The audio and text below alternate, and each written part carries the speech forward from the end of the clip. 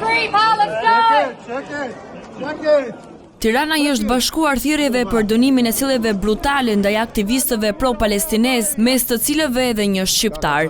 Ata u gjunjëzuan e u lidhen e më pas u përbuzën nga ministri izraelit i sigurisë kombëtare Itamar Ben-Gvir. Përmes një deklarate zyrtare, Ministria për Evropën dhe Punët e Jashtme e cilësoi pamjet tronditëse.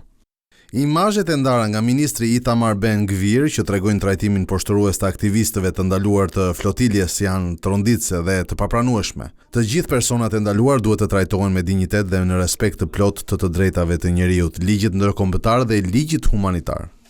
Tirana zyrtare bëri të ditur gjithashtu se ambasada shqiptare në Tel Aviv është udhëzuar të mbajë kontakte të vazhdueshme me autoritetet izraelite për të garantuar ndihmën konsullore për qytetarët shqiptar sipas nevojës.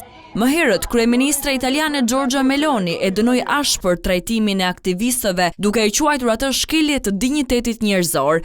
Ajo kërkoi lirimin e menjëhershëm të qytetarëve italianë, të ndalur dhe një kërkim falje nga Izraeli. Ngjarja ka shkaktuar reagime dhe brenda vetë Izraelit, ku kryeministri Benjamin Netanyahu dhe ministri i jashtëm Gideon Sar u distancuan nga veprimet e Ben-Gvir, duke deklaruar se sjellja e tij nuk përfaqëson vlerat e Izraelit.